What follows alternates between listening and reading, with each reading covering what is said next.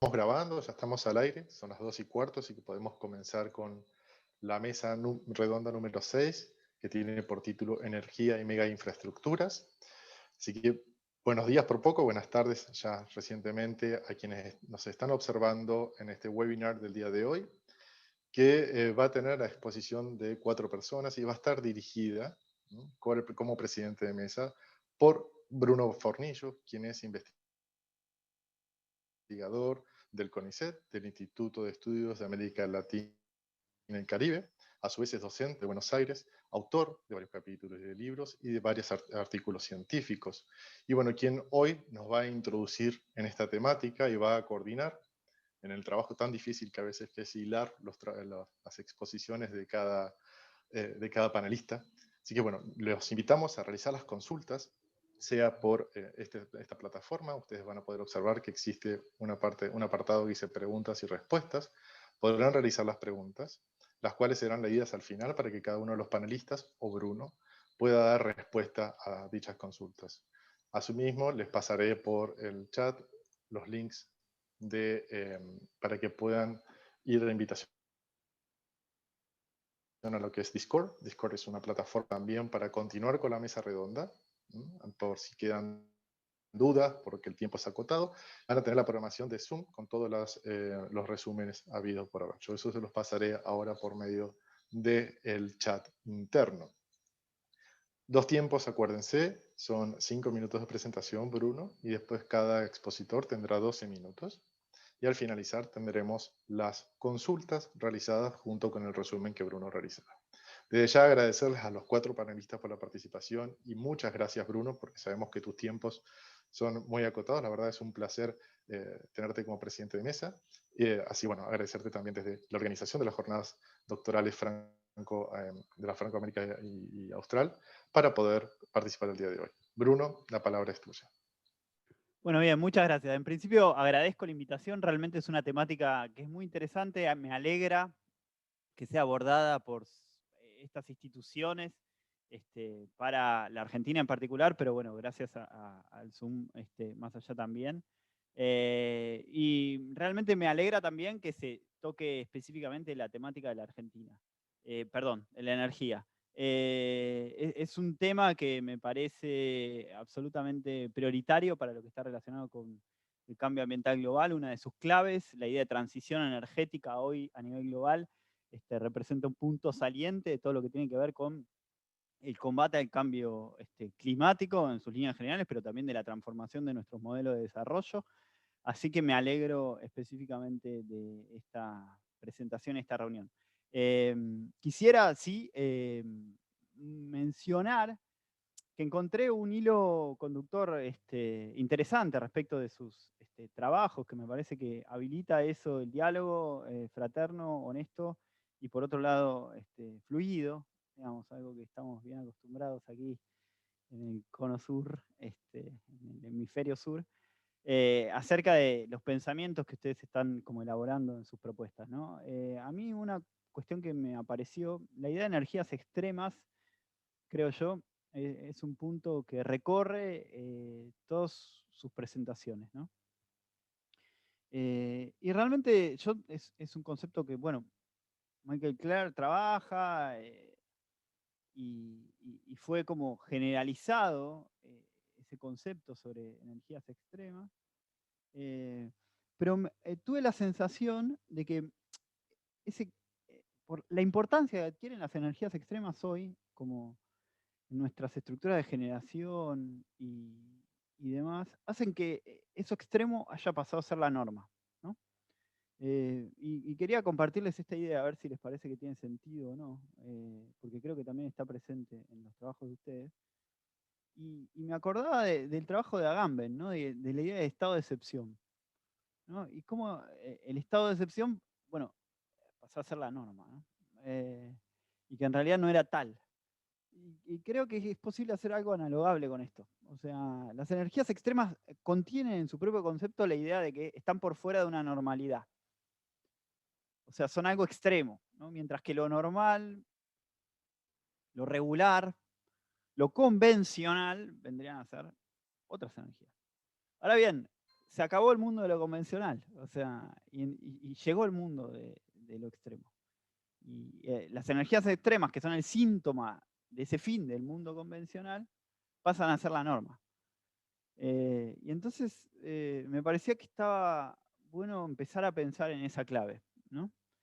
Así que les dejo esta hipótesis. Un amigo hablaba de la alegría de la hipótesis, porque efectivamente las hipótesis son alegres. Después hay que ver hasta qué punto eso sirve para pensar, pero les dejo esta inquietud, esta hipótesis, esta posibilidad de recorrido transversal un poco de los trabajos que presentan. Y entonces empiezo a hacer la palabra. Escuchamos las exposiciones. A mí me había, sí, les comento, llegado un orden en particular. Y por otro lado, cuando en ese orden primero estaba Jonathan Núñez, así que en todo caso, si están de acuerdo, les cedo la palabra a él primeramente. Jonathan trabaja en el IALC junto conmigo y en nuestro grupo de investigación, que es Geopolítica y Bienes Comunes. También hace como otros trabajos para otros colectivos vinculados a las cuestiones de energía no convencional, como OPSUR. Su lugar de trabajo es el Instituto de Estudios de América Latina y el Caribe, de la Facultad de Ciencias Sociales de la Universidad de Buenos Aires. Y el trabajo que va a compartir hoy con nosotros se titula Hidrocarburos extremos en Sudamérica, un acercamiento a los casos de vaca muerta y el presal en Argentina uno y en Brasil el otro. Así que, si hice bien todo lo que debía hacer, Jonathan, te cedo la palabra. Bueno, en principio muchas gracias a la organización del evento que sostuvo la propuesta pese a todas las dificultades que tuvo y parece que va a seguir teniendo este bendito o maldito 2020. Y bueno, a Bruno por las palabras iniciales y la presentación, además de por la camaradería de siempre. Como él señalaba, mi propuesta gira en torno a esto, hidrocarburos extremos en Sudamérica, y concretamente tomando dos casos, el de vaca muerta y el presal. Pero primeramente parte de una caracterización general en torno a en qué situación se encuentra la matriz energética mundial. Concretamente, un dato elocuente de esa situación es el que propone British Petroleum, BP actualmente, la ex British Petroleum, en su anuario de relevamiento de fuentes energéticas, en el cual arroja que un 85% de la matriz energética mundial se centra en fuentes no renovables, concretamente 34% petróleo, 27% carbón, 24% gas natural. Y eso pese a la vigencia que existe en la actualidad de acuerdos de cooperación internacional, como es el Acuerdo de París, que es el acuerdo madre de todo esto, en torno a la necesidad de reducir la cantidad de emisiones de gases de efecto invernadero, de las cuales principalmente son responsables la quema de combustibles fósiles. Pese a ello, lo que encuentran organismos como la Organización Meteorológica Mundial es que en los últimos años ha aumentado la cantidad de emisiones, y eso se da al mismo tiempo junto con otros dos elementos que me parece que son muy sintomáticos de esto que decía Bruno, del fin de eso que entendimos como normalidad durante el largo o el corto siglo XX, depende qué cronología se tome. Pero concretamente de lo que se trata es la puja creciente por recursos decrecientes. No voy a entrar en la fina de los números en torno a cuánto consume cada país, pero hay que tener en cuenta que, por ejemplo, el 70% de la matriz eléctrica de China, locomotora económica del mundo en la actualidad, depende de la combustión de carbón. 40% de la matriz energética eléctrica alemana, principal economía de Europa y también al mismo tiempo uno de los principales eslabones en lo que es la transición hacia energías verdes. En ese caso un 40% de su matriz eléctrica depende del carbón. Y justamente acá está la mayor complejidad, que es que frente a lo decreciente de este tipo de recursos, nos encontramos sobre los avances en la frontera de los hidrocarburos. Llámese como convencionales de altísimo riesgo, como son los de agua profunda y del presal, o llámese directamente como no convencionales y técnicas súper invasivas, como lo es los no convencionales de la cuenca en el neuquina explotados a través de la fractura hidráulica o el fracking. Concretamente, lo que encuentro es que estos dos casos, Vaca Muerta y el Presal, reflejan esto justamente, reflejan el punto extremo de la matriz energética fósil y es una radiografía de lo que sucede a escala en Sudamérica, de lo que sucede a nivel mundial.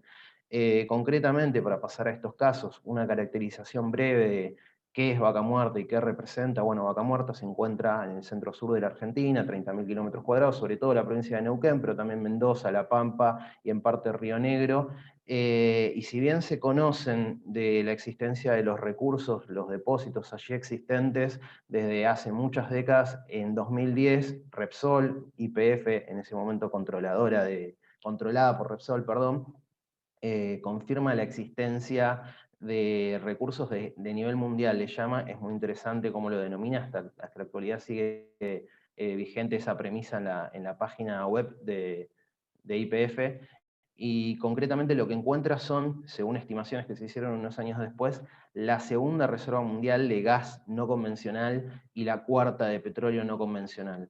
¿Qué representaba eso? Coyunturalmente es muy importante pensar en torno a eso, porque en aquel momento la Argentina, bueno, no es que se haya saldado, pero en aquel momento se encontraba en una fuerte crisis energética por la estructura que tenía la matriz eléctrica, sobre todo, la cual estaba fundada en la quema de combustibles fósiles, particularmente del gas, el cual se encontraba justamente por los esquemas privatizados neoliberales de la década del 90 en franco declive en su extracción, lo cual básicamente hacía una convergencia entre la oferta y la demanda y estaba muy cercano al colapso.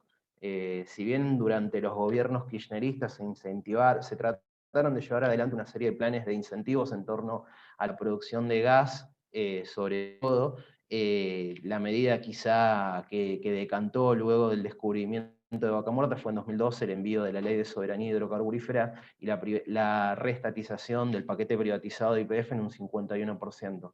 Es importante señalar que YPF continuó funcionando como una empresa de mercado, con una mayoría accionaria estatal, pero sin embargo como una empresa de mercado. Eso lo demuestra, por ejemplo, el pacto, el acuerdo, llámeselo como quiera, con Chevron al año siguiente para la explotación de Vaca Muerta, porque lo que hay que entender es un elemento claro en torno a la fractura hidráulica, al fracking, es que es una forma muy cara de explotar los hidrocarburos respecto de las formas convencionales, de los recursos convencionales. Concretamente, de lo que se trata, no voy a ingresar en el fino de la técnica, pero de lo que se trata y lo que hay que tener en cuenta es que la perforación debe ser constante, y es una perforación que los pozos en los cuales se extrae hidrocarburos no convencionales básicamente se agotan muy rápido, por lo cual el flujo de capitales que necesita ser ingresado es muy grande y es constante, y en cuanto a eso tiene algún tipo de declive, sencillamente se para la producción.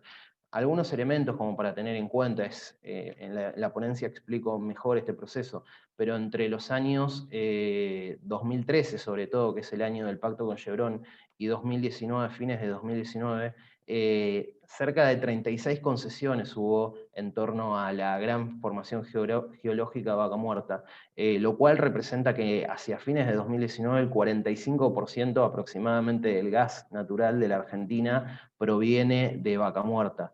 Debe tenerse en cuenta que ese 45% del gas natural representa al mismo tiempo el 65% de la matriz eléctrica argentina, lo cual quiere decir que buena parte de la energía que actualmente consumimos para llevar adelante este encuentro inclusive proviene de la fractura hidráulica, proviene de Vaca Muerta. Y lo que hay que tener en cuenta, y es claro y es central a la hora de pensar, son que, como llamarían los economistas más ortodoxos, externalidades negativas tiene Vaca Muerta por fuera de los números, que incluso ahí en el campo de los números es una constante discusión y es un campo de disputa en torno a esto. La expulsión de poblaciones, gracias, voy a tratar de apurar, la expulsión de poblaciones, sobre todo pueblos originarios que están desde épocas ancestrales, como los mapuches, la contaminación de napas subterráneas por gas metano, e incluso hay una hipótesis que está cada vez más sostenida en torno al aumento de la actividad sísmica, en torno a la producción de la fractura hidráulica. Digo, para tener en cuenta que no solo tiene que ver con el cierre de los números en torno a la balanza energética y el crecimiento ad eternum de determinadas variables económicas duras, sino también de otro tipo de cuestiones mucho más sensibles que tienen que ver con cómo afectan estas actividades los territorios.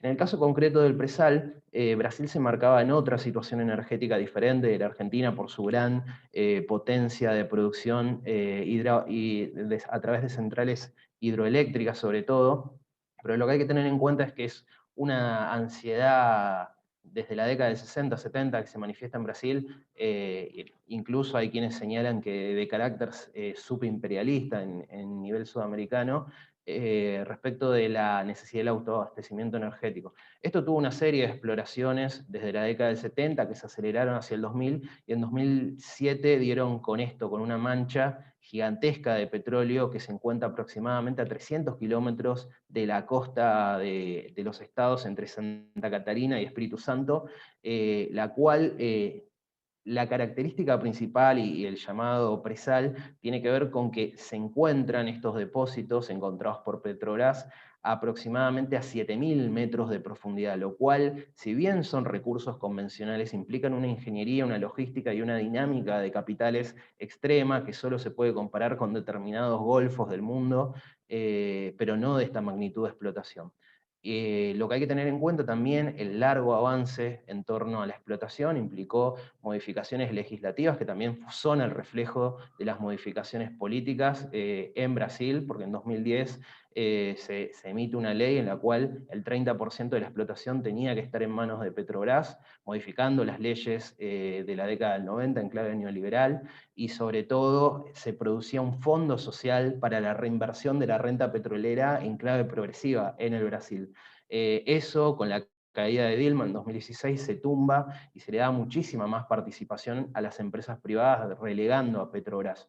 A ver, lo que no estoy diciendo es que es un esquema que a través de energías, energías convencionales de este tipo, contaminantes, con todas las características que ya comenté, tenga viabilidad en el largo plazo, pero sí es cierto que el esquema brasilero que logró Petrobras daba cuenta de una reinversión social de la utilidad de la renta petrolera. Eso se tumbó en 2016 y hubo un fortísimo avance de las empresas privadas, particularmente Shell. En el caso argentino, eso también se observa a partir de 2017, con el caso del avance de Tecpetrol, de Total, etcétera, una serie de empresas.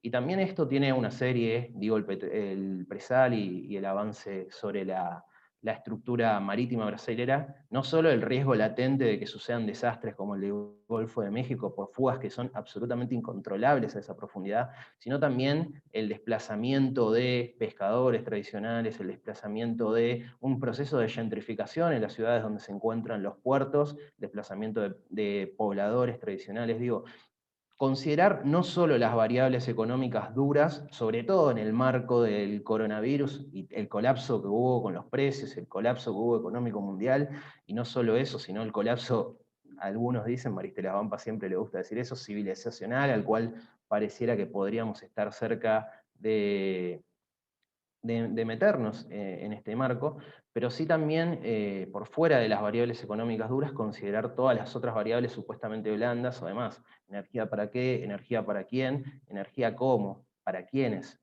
Me parece que son las preguntas que deberían subyacer a cualquier tipo de apreciación. Bueno, dejo acá, seguramente después van a surgir algunas cuestiones, pero en principio eso. Muchas gracias.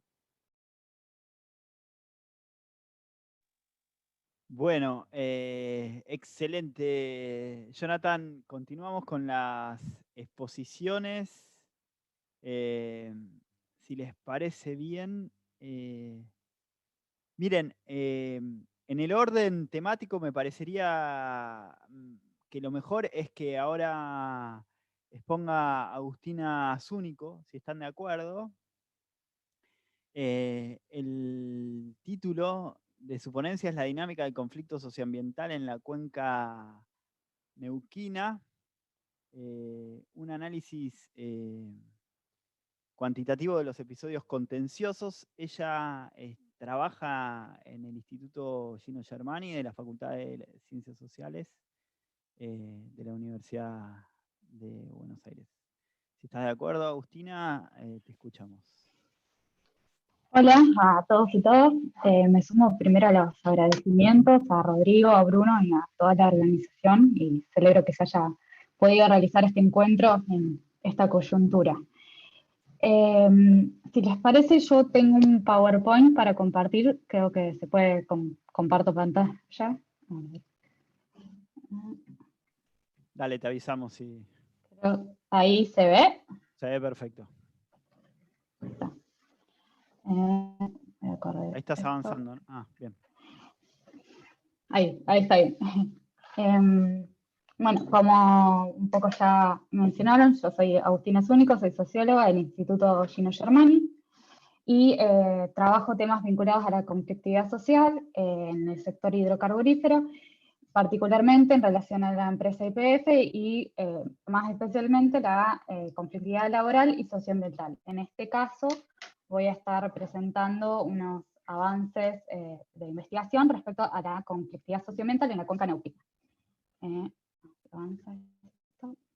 Bueno, un poco para presentar el problema, ya Jonathan como que desarrolló muy en profundidad el escenario en el cual se situaría mi investigación, así que no me voy a detener mucho ahí porque ya fue abordado.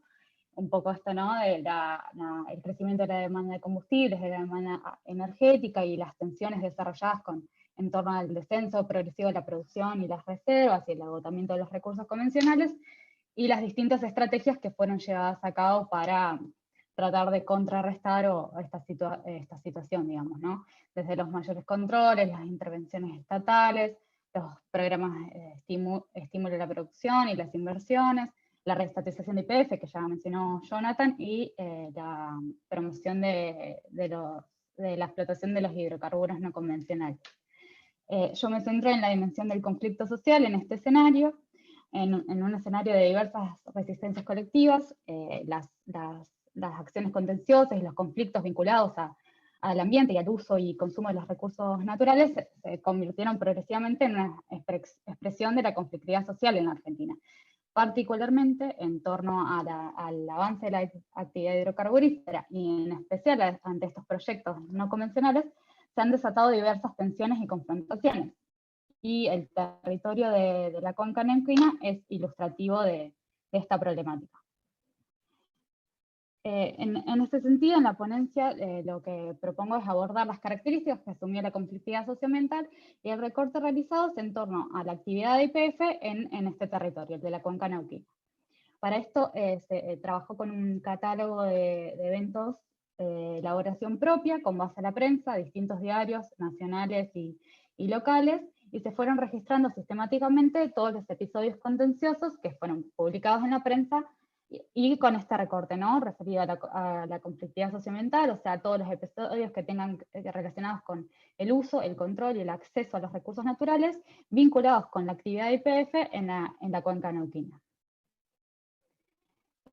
Primero, presentar un poco la dinámica del conflicto, es decir, quiénes son los principales actores protagonistas, los principales destinatarios, qué demandas esgrimen y las formas de lucha y de protesta que se desarrollan en las confrontaciones durante todo el periodo de 2006 a 2018, cuando se cerró el trabajo de campo. En los principales actores protagonistas de los episodios de conflicto se encuentran las comunidades mapuches, que están localizadas en el territorio en el cual la empresa despliega o busca desplegar su actividad, organizaciones ambientalistas de distinto tipo, y menciono algunos ejemplos, como la comunidad de Limay o articulaciones de distintos actores, como la multisectorial contra el fracking, entre otras organizaciones también de la sociedad civil.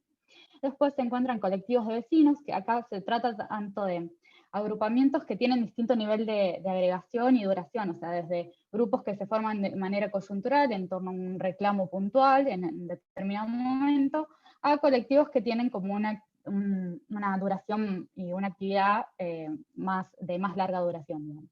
Después se encuentran grupos de superficiarios, que son los propietarios de los territorios en los cuales se instala la empresa, y también vemos que hay otros actores que se involucran en los conflictos, como los gremios estatales. Por ejemplo, el gremio de docentes de la provincia de Neuquén, o ATE, los gremios del sector público. Los principales destinatarios involucrados en los conflictos, por un lado YPF, dado el recorte metodológico que se realizó, que YPF siempre se seleccionaban episodios que YPF esté involucrada como destinataria de las demandas. Después también los gobiernos provinciales y municipales, que tienen una gran participación como destinatarios en el conflicto, lo que denota la territorialización y un nivel de conflicto local en donde se exige que tanto los gobiernos de las provincias o de las localidades se involucren en las confrontaciones, pero también el gobierno nacional, que también se exige su involucramiento en el conflicto. Después se encuentran otras empresas operadoras y otras empresas contratistas, dada como el entramado empresarial que involucra las actividades extractivas en el territorio. Las principales demandas que esgrimidas en los episodios por los actores mencionados, por un lado, un grupo de demandas fue agrupado en torno a todo lo que tiene que ver con la remediación o la denuncia de contaminación o riesgos de contaminación ambiental, que puede ser ante hechos ya consumados de efectivamente algún evento de contaminación o de distinto tipo, o ante un posible riesgo. Un segundo grupo de demandas se aglutina en torno al rechazo a la actividad de YPF, tanto a la instalación, que se instale una cierta concesión o un cierto desarrollo en un determinado espacio y territorio, o a proyectos ya existentes y que se busca que no continúen. Por otro lado, encontramos varios reclamos en torno al incumplimiento del requisito de consulta previa, que es libre e informada a las comunidades, y también en línea con lo mismo, el reconocimiento como comunidad, que se exige tanto a la empresa como al Estado que se los reconozca como tales. Y también encontramos en menor cantidad pedidos de asistencia y de servicios. Las formas de acción, o sea, es decir, las formas de lucha mediante las cuales los actores esgrimen sus demandas, nos encontramos, por un lado, un grupo de formas de lucha que tienden a la visibilización pública y a captar la adhesión de un público amplio a los reclamos, como son las declaraciones, las conferencias de prensa o los comunicados públicos, así también las concentraciones, las movilizaciones y actos. También encontramos formas más disruptivas que tienen como el objeto interrumpir o bloquear la actividad de la empresa, como son el bloqueo de instalaciones, que puede ser pozos, establecimientos, yacimientos, o bloqueo de los vehículos petroleros de la empresa.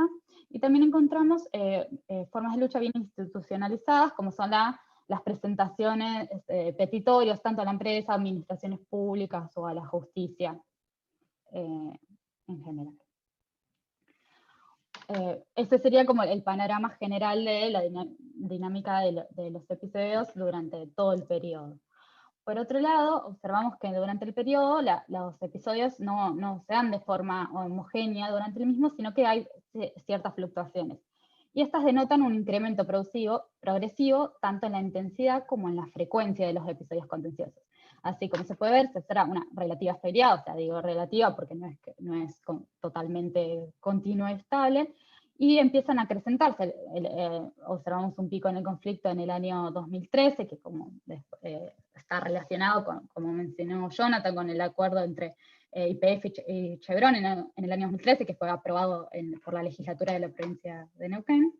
Y después vemos que después de un relativo descenso en torno al pico, se mantiene la conflictividad a niveles mayores que los precedentes. Para profundizar un poco más en estos años, se buscó observar distintas etapas vinculadas con los procesos políticos y en la empresa en estudio. Así, la primera etapa del periodo abarca el control de Repsol sobre YPF y también una cierta injerencia estatal en la actividad, pero todavía con márgenes de cierta desregulación, digamos. Así observamos una relativa estabilidad en la frecuencia de los episodios de conflicto, los cuales giraron en torno a mediación ambiental, al rechazo a la actividad de YPF en el territorio, y el pedido del cumplimiento de la servidumbre, o de que se considere efectivamente el pago de servidumbre. Quienes llevaron adelante los conflictos son las comunidades mapuches, organizaciones ambientalistas y superficiarios. Si observamos que son actores que están o involucrados con la actividad porque se desarrolla en su territorio, o como las organizaciones que están preocupadas, su objeto de preocupación es efectivamente la actividad. Las formas de acción, encontramos las formas disruptivas que mencionamos más anteriormente, junto a formas que buscan darle visibilidad a los reclamos. La segunda etapa abarca también los procesos de la restatización, a partir de la restatización parcial de YPF, el impulso dado, bueno, como un poco mencionó Jonathan, a partir de estos momentos empieza a desarrollarse en mayor profundidad, digamos, todo lo que es los desarrollos no convencionales en el territorio de la cuenca neuquina, y observamos un acrecentamiento de las confrontaciones. Observamos también que durante esta etapa se da, como muestra e ilustra el año 2013, una articulación de distintos actores, tanto las comunidades, las organizaciones ambientalistas, organizaciones de la sociedad civil, los gremios estatales se unifican en torno como ilustra el Pico, el rechazo del acuerdo YPF, pero también durante los años siguientes, y el cuestionamiento de las técnicas asociadas a la explotación no convencional y los posibles riesgos para la población y las comunidades aledañas. En este sentido, en esta etapa emergen con fuerza todas las formas que buscan darle visibilidad a los reclamos y captar la adhesión pública. Por Agustina, último, la te queda un tercera etapa es minuto. con una... Sí, ya estoy dentro. Gracias. La tercera etapa, entonces, se contextualiza en el cambio de gestión, tanto a nivel nacional como en la empresa. Y como vimos, siempre, si bien hay un giro en la política destinada al sector, que tiende más a una liberalización del sector, por otro lado, los desarrollos no convencionales muestran una continuidad en todas las gestiones de gobierno, o sea, desde un impulso estatal, tanto a nivel nacional como provincial, a este tipo de desarrollos. Y en esta etapa lo que se ve es que continúa una instalación de una conflictividad que es recurrente, que se centra en todas las distintas externalidades que tiene la actividad, ¿no? Las denuncias por la contaminación y pedidos de remediación ambiental, el reconocimiento de comunidades como tales, los atropellos a los derechos de consulta previa, el rechazo a la actividad y a la instalación de la empresa, también pedidos de asistencia y servicios. En este sentido, además de las comunidades, emergen con fuerza los grupos de vecinos que están muy vinculados con el avance de la actividad sobre las localidades, que tanto por los efectos que tiene en las ciudades y en las localidades, y además por el crecimiento de las mismas y la necesidad de infraestructura y todas las problemáticas asociadas al rápido crecimiento de las localidades. Y además las organizaciones ambientalistas. En ese sentido también vemos distintas formas de acción, desde disruptivas hasta formas que tienen como una relativa institucionalización y el objetivo de la visibilidad de los reclamos. Y para concluir, un poco retomando también lo que se dijo al inicio, y que también se retomó en la exposición anterior, vemos un acrecentamiento de la conflictividad y de las distintas tensiones y confrontaciones, que está vinculado con que se condice en el periodo con el avance de la frontera hidrocarburífera en el territorio, y en particular con el desarrollo, la promoción de la explotación no convencional. Y en este sentido, considerando que se sigue planteando y se continúa planteando como este tipo de desarrollos, y en especial la formación muerta como una herramienta central en el camino para los requerimientos de dar respuesta a los requerimientos de los modelos económicos de desarrollo, no se puede dejar de considerar, además de dar las disputas de otros caminos posibles, siempre en cualquier discusión, el impacto, las tensiones que desatan estos tipos de desarrollos. No puede dejar de pensar en ninguna discusión que aborde estas cuestiones. Así que cierro ahí y muchas gracias. Buenísimo. Muchas gracias, Agustina. Ahí estoy tratando de dejar de De compartir. dejar de compartir, está bien. Sí, No hay sí, problema, sí. no te apures. No sé cómo. Tenés que ir a Share Screen abajo. Sí, lo que pasa, no me aparece el. Ah, ahí está, acá. Ahí está. Gracias, perdón. Todo bien. Bueno, buenísimo, Agustina. Ahora, según la problemática que abordan, entiendo que lo mejor sería que contemos con la exposición de Diana Melón.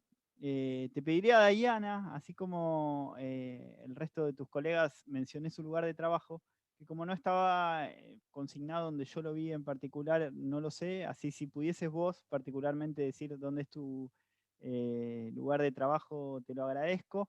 Les cuento que la exposición de Diana se titula Resistencias Populares a las represas hidroeléctricas en el marco de IRSA. Hola, muy buenos días o buenas tardes a todos. Mi nombre es Diana Melón.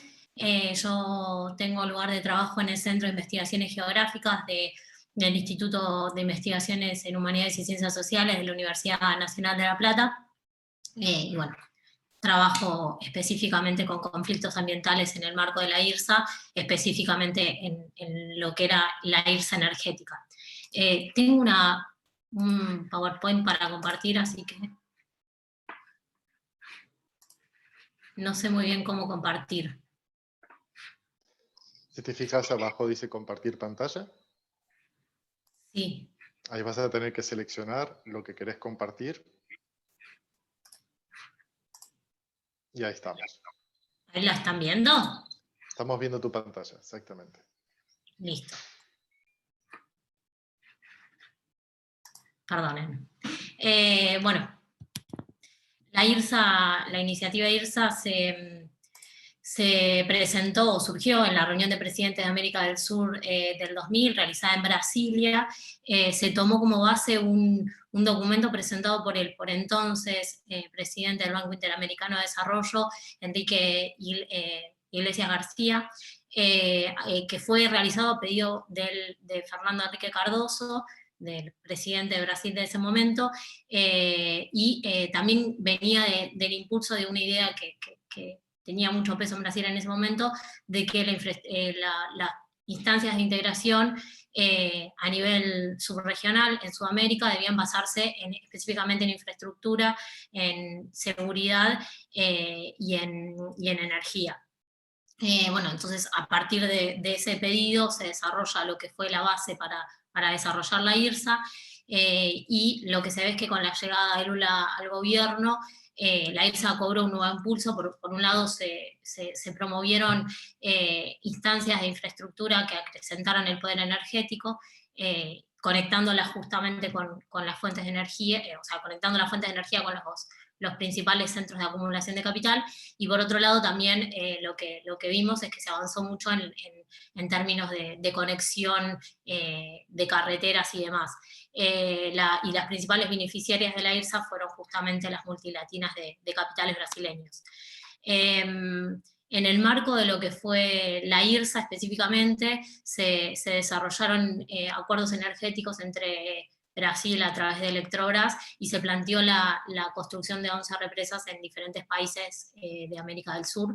Y dos de estos principales proyectos son los que específicamente tomo en esta ponencia, que son la represa de Inambari, a realizarse en el área de Cusco, Madre de Dios y Puno en Perú, y por otro lado de Garaví-Panambí en Argentina, Garaví en la localidad en la localidad de Garaví de Corrientes, y Panambí en Misiones. En el año 2009, para centrarnos en Inambari, Alan García, el por entonces presidente, firma un memorándum con Lula donde planteaba la construcción de 6 represas en diferentes zonas de Perú, y se establece también la venta de excedentes energéticos hacia Brasil. Estas 6 represas ubicadas en diferentes territorios, o sea, las principales constructoras brasileñas se dividieron en las zonas Brasil, donde iban a llevarse adelante estas represas para desarrollar la infraestructura, y en la zona donde se instalaría Inambari, esa zona quedó ligada a OAS. Bueno, justamente el proyecto de Inambari planteaba la construcción de una central en lo que es la confluencia entre los ríos Arasa e Inambari, en la zona de Madre de Dios, Cuipuno, que iba a formar una represa, un lago artificial de 400 hectáreas, y bueno, diferentes zonas de esta región se verían afectadas. Se calculaba más o menos que entre 4 y 8.000 personas iban a ser desplazadas, producto justamente de ser una central de embalse, y justamente Inambari tenía una importancia fundamental, por lo menos para Brasil, porque iba a tener una línea de transmisión que iba a conectarla con las represas brasileñas que están en el río Madeira. En el 2010 se firma un acuerdo con Perú en el que justamente Perú se comprometía a exportar los excedentes energéticos que iba a producir Inambari, con un periodo fijo a 30 años, y a su vez se establecían concesiones a empresas brasileñas por estos 30 años, y algunos cálculos daban que el 90% de la energía va a ser exportada a Perú, solo el 10% iba a ser, a Brasil, solo el 10% iba a ser consumido en Perú, y el 90% iba a ser exportado hacia Brasil. La empresa que ganó la concesión de estas obras fue la empresa de generación eléctrica Amazonas Sur, Evasur, que es una empresa conformada por OAS, Electrobras y Furnas, que Furnas es una subsidiaria de Electrobras, y bueno, finalmente la concesión iba a estar dada por OAS, y a su vez la parte del financiamiento de esta obra iba a estar dado por el Banco Nacional de Desarrollo Económico y Social, el BNDES brasilero, que a principios de los 2000 justamente modificó los estatutos para permitir la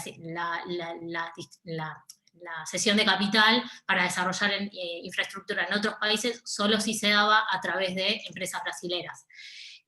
Bueno, en Garaví Panambi, si bien es un proyecto que data de la década del 80, iba a ser, y es un proyecto que plantea la construcción de 2 diques, uno en Garaví y otro en Panambi, en el marco de lo que fue la presidencia de Cristina Kirchner, se firman autorizaciones en conjunto con Lula para que Electrobras y Evisa inicien los estudios de factibilidad en torno a Garaví Panambi, y este proyecto que databa de los 80 se incluye en el IRSA, en lo que es el eje Mercosur-Chile. En el 2008 Electrobras y Evisa firmaron un acuerdo de cooperación para el desarrollo de los estudios de inventariado. Se contrata un consorcio de empresas vinculadas o sea, se forma un consorcio de empresas vinculadas a empresas argentinas y brasileras, y que fueron empezando a desarrollar el inventariado. Este consorcio que ganó la licitación, que fue adjudicado en el año 2012, fue el Consorcio Energético del Río Uruguay, y que justamente iban a desarrollar los estudios de ingeniería ambientales y el plan de comunicación social. Como para hacer una genealogía de la lucha y hacer una comparación entre los dos proyectos, Misiones tiene justamente una historia de lucha ligada a la lucha socioambiental en relación a la socioterritorial.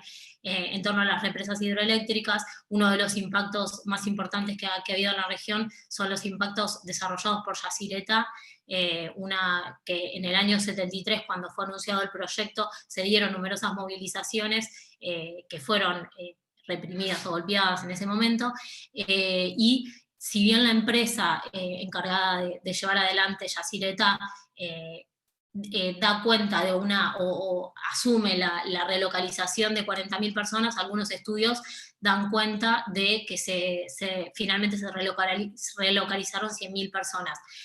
Bueno, no en el PowerPoint, pero sí en la ponencia, se comparten algunos fragmentos de entrevistas que realicé en el marco de lo que es mi tesis doctoral, aborda este tema,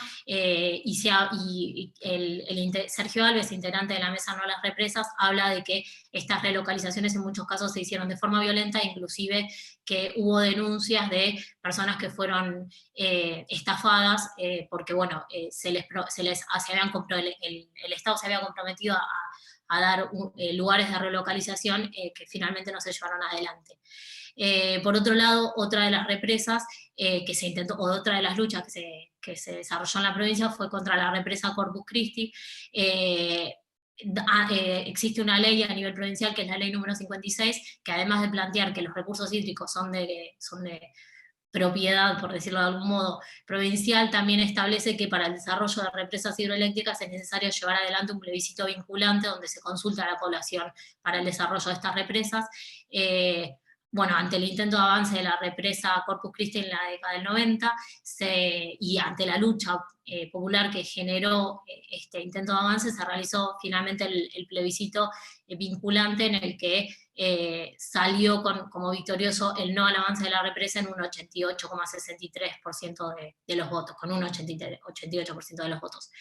En cambio, en lo que es la región de Perú, en la región donde se iba a dar la mayor afectación por Inambari, no existía una lucha, una historia de lucha en relación a represas hidroeléctricas. En la región sí existe una represa, una central, que es la de San Gabán, pero no se trata de una represa de embalse, sino de pasada, una central de pasada, por lo cual no generó los mismos niveles de inundación que generaría Inambari. Sí, en la región ha habido luchas socioambientales en relación al intento de avance de proyectos megamineros, sobre todo por un lado de los productores ligados al agro de la región, pero también por quienes desarrollan la minería o desarrollaban la minería tradicional, la minería artesanal, que bueno, lucharon justamente contra estos proyectos.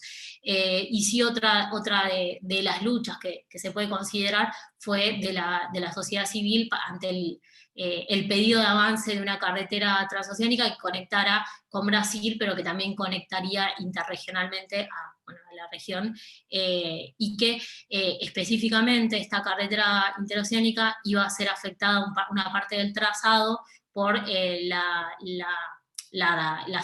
embalse que iba a generar Inambari. Bueno, por un lado, quienes llevaron adelante las resistencias en Misiones, ante el intento de avance de Garaví-Panambi, ya existía como una historia y una conciencia de lo que generaría una central de estas características. Entonces rápidamente muchos sectores sociales salieron a las calles para reclamar contra Garaví-Panambi, y confluyeron en lo que fue la Mesa Provincial No a las Represas, que fue no solo compuesta por asambleas o por sectores que iban a ser relocalizados producto del avance de Garaví-Panambi, sino también por otro tipo de organizaciones sociales, indígenas, sindicales, iglesias, estudiantiles, que ya venían llevando adelante una lucha contra las represas hidroeléctricas. Y a su vez, y algo muy importante, fue que la Mesa No a las Represas se empezó a trabajar en conjunto con el movimiento Dos Atindidos por Barrayem del lado brasileño, que dado que entendían que ambas orillas iba a generar un impacto, y bueno, el movimiento tiene una historia de lucha de 30 años muy importante. En Perú... Dayana, último minuto. Listo, bueno, entonces apuro. Bueno, en Perú quienes se involucraron fueron también muchos de los sectores que iban a ser afectados, pero que también habían luchado por el avance de esta carretera interoceánica. En Inambari la resistencia se dio más en conjunto con las otras, en conjunto con plantear a nivel nacional la lucha contra las 6 represas hidroeléctricas que se iban a generar. Hubo mucha presencia en los medios, pero también mucha presencia en los talleres que generaba la empresa, y se fueron dando las propias organizaciones que se enteraron de los impactos que iba a generar y también de lo que iba a generar en términos de la carretera transoceánica, fueron tratando de concientizar a las poblaciones de lo que Inambari iba a generar, pero también se dio una incidencia muy en el plano nacional, en medios de comunicación, para hablar de lo que eran los 6 proyectos. En cambio, en Misiones la lucha se dio, en Inambari también se dieron dos grandes movilizaciones que fueron reprimidas. En Misiones Por un lado, la lucha fue de la mano de exigir el plebiscito vinculante, se hizo la marcha por los ríos libres, donde se recorrieron 150 kilómetros y confluyeron en la capital provincial, exigiéndole al gobierno nacional, al gobierno provincial, perdón, que desarrolle el plebiscito vinculante. Y por otro lado, en 2014, ante la ausencia de respuestas por parte del Estado provincial en torno al plebiscito, desde la Mesa No a las Represas hicieron una consulta popular con veedores nacionales e internacionales, donde invitaban a la gente a votar, sabiendo que no iba a ser vinculante porque no era reconocido por el Estado, pero también como una especie de muestra del Estado de la falta de licencia social que había en torno al avance de Garaví-Parambi. Participó alrededor de 120.000 personas de toda la provincia, y se impuso en el 96,82% de los votos el no al avance de Garaví-Parambi. Bueno, como unas conclusiones generales, la verdad es que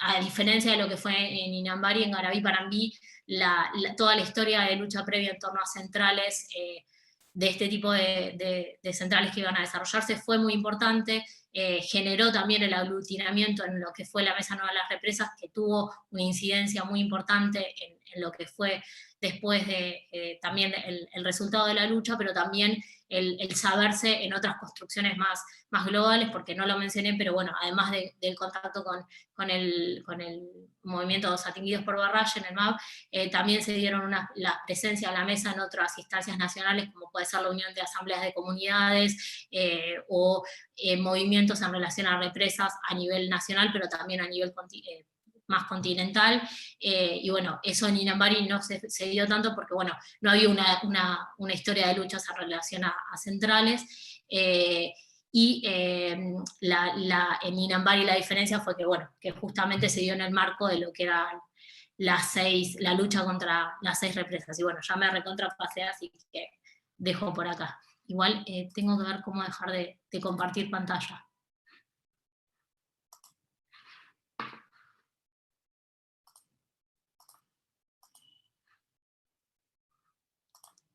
Ahí se dejó de ver, ¿no? Listo. Bueno, muchísimas gracias. Bueno, buenísimo, Dayana. Te agradecemos mucho.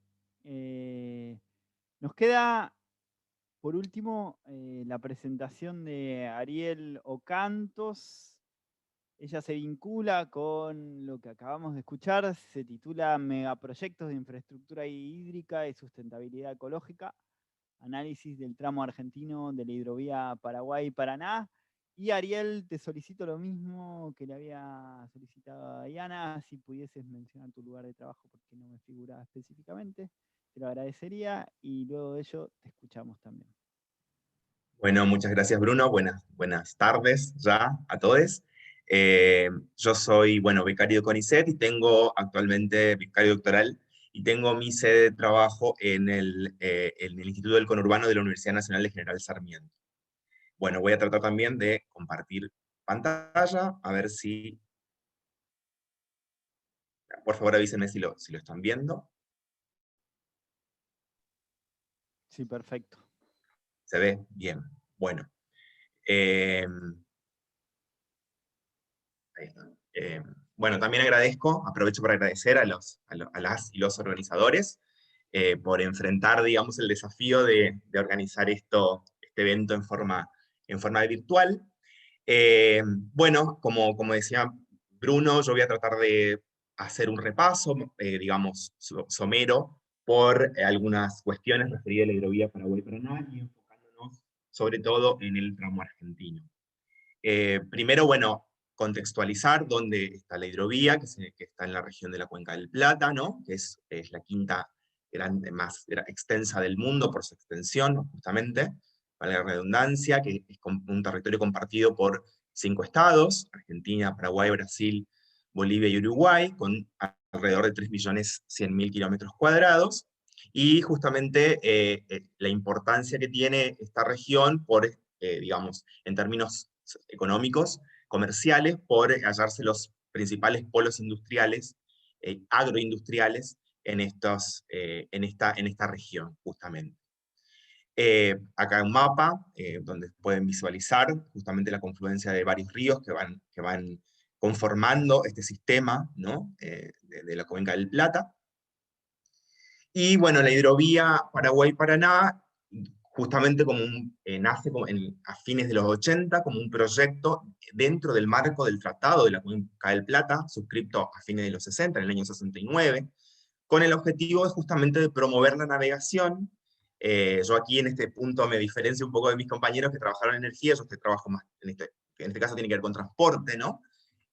Fundamentalmente de materias primas, productos agrícolas y también minerales, con la idea de favorecerla o proyectar la navegación en lo que se conoce como un 24/7, ¿no? Las 24 horas, los 7 días a la semana.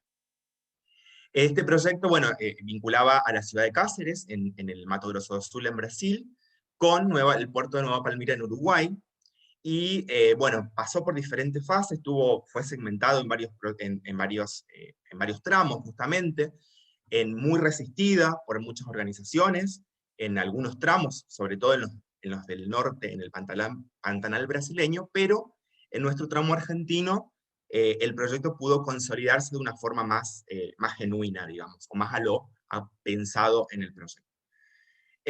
Bueno, se conformó el comité de la hidrovía dentro de este marco del sistema del Tratado de la Cuenca del Plata, y aquí, bueno, un poco lo que les comentaba, ¿no? ¿Cuál es, digamos, lo que vincula la hidrovía, las regiones, los territorios que vincula, y cuál era la idea, ¿no?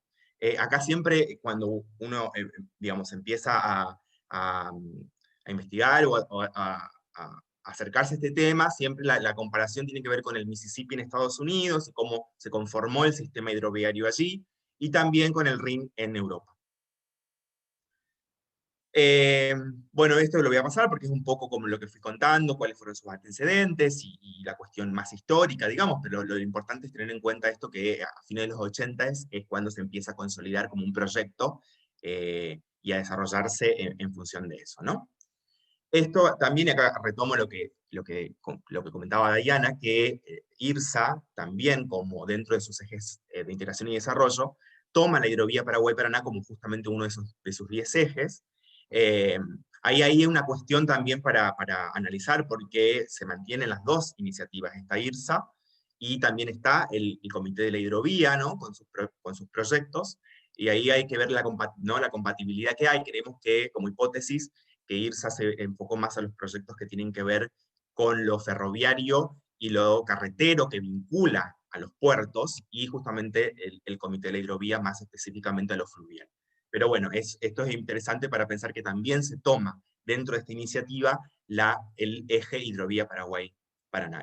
Acá este es un mapa del año 2010 de IRSA sobre lo que es el eje estratégico, el eje de integración, perdón, y también el COSIPLAN lo mantiene dentro de sus ejes revisados, de sus ejes de integración y desarrollo. En Argentina, bueno, justamente Argentina es el país que más extensión tiene de la hidrovía, y entonces en los 90, en un contexto de flexibilización y un contexto neoliberal, digamos, de flexibilización, de reforma del Estado, se dicta la ley de administración portuaria, que lo que va a hacer es justamente flexibilizar y privatizar las administraciones de los puertos. En ese contexto es que también se llama a una licitación pública, nacional e internacional, para justamente licitar el tramo que va desde Puerto General San Martín hasta el océano. Puerto General San Martín está al norte de la ciudad de Rosario, a unos 30 kilómetros, entre Santa Fe y Rosario.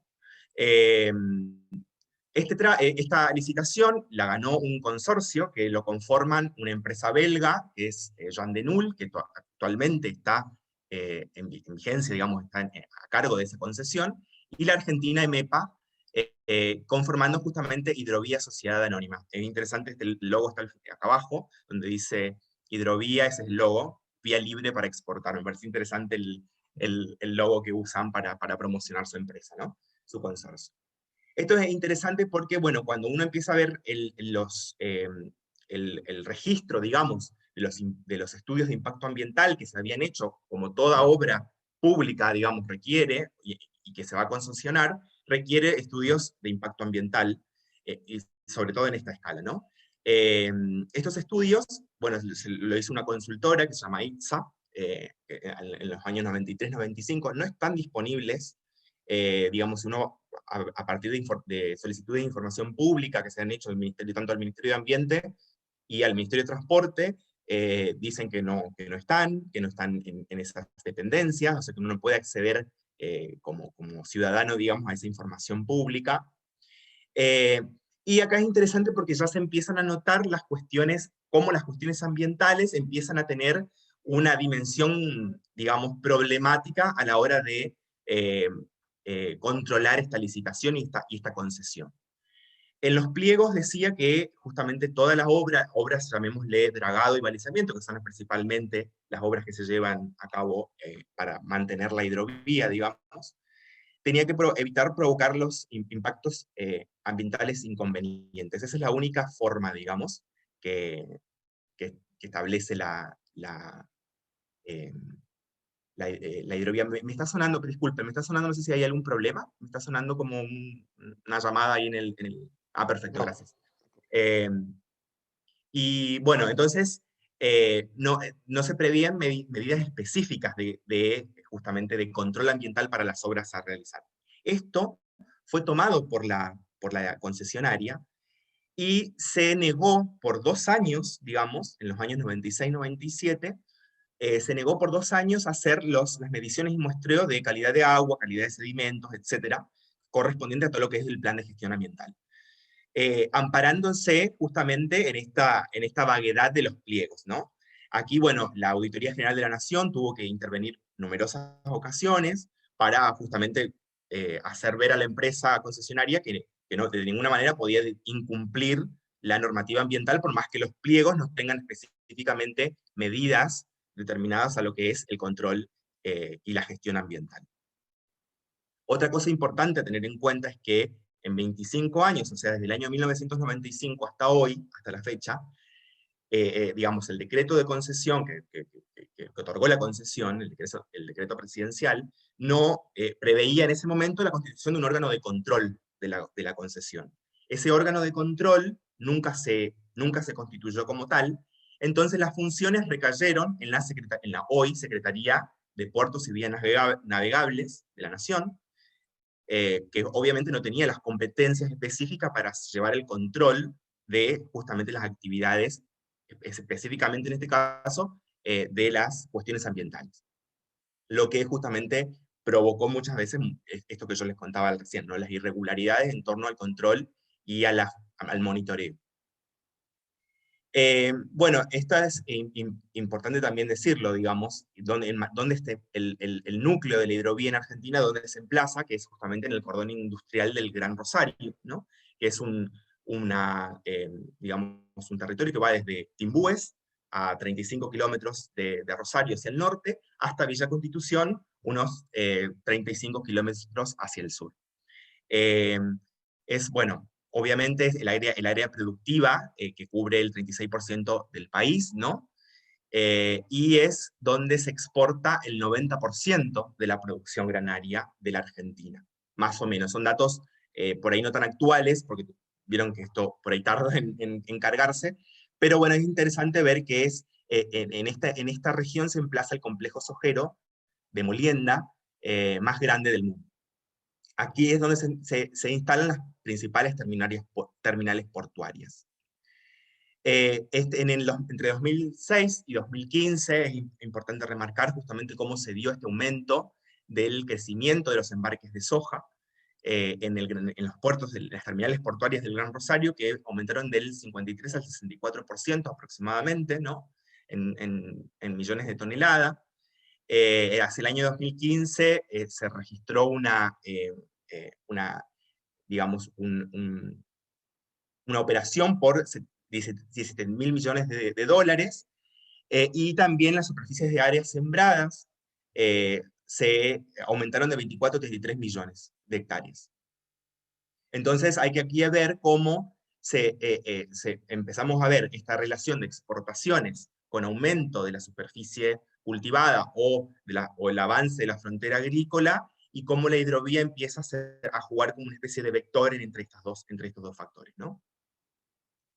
¿Qué pasa, digamos, en la actualidad? Y, digamos, la concesión actual vence el año próximo. Bueno, dado la situación tan particular de este año, aparentemente no hay información oficial, pero los trascendidos tienden a pensar que se va a prorrogar una vez más, ya se prorrogó una vez a la concesión actual, digamos, de Hidrovías Sociedades Anónimas, se va a prorrogar hasta el año 2022. Hace poco el presidente en Puerto San Martín, el presidente Fernández, lanzó lo que es el Acuerdo Federal de la Hidrovía, en la cual se busca incorporar a las provincias de Misiones, Chaco, Formosa, Corrientes, Entre Ríos, Santa Fe y posiblemente provincia de Buenos Aires, en lo que es el Consejo Federal de la Hidrovía, ¿no? Y también se esbozó esta idea de crear una hidrovía sociedad del Estado, ¿no? Que esto generó mucho malestar entre las cámaras portuarias, las empresas, las cámaras agropecuarias, digamos, o vinculadas a la exportación de commodities agrícolas, porque justamente vieron cómo el Estado estaba avanzando sobre una actividad que antes estaba en manos privadas, ¿no? Esto lo puse en pregunta porque entre las últimas declaraciones desde el Ministerio de Transporte, como no hay todavía un decreto oficial que justamente declare o que constituya esta sociedad del Estado, desde el Ministerio de Transporte, el jefe de gabinete, hace muy poco comentó que de ninguna manera iba a suceder eso que el presidente en algún momento había anunciado. La cuestión que se juega es el cobro del peaje, ¿no? O sea, estas obras, esta empresa concesionaria, cobra un peaje a las embarcaciones por el servicio que presta con dragado y balizamiento. Bueno, aquí el Estado vendría a querer intervenir en esto, y bueno, ahí está la puja actualmente.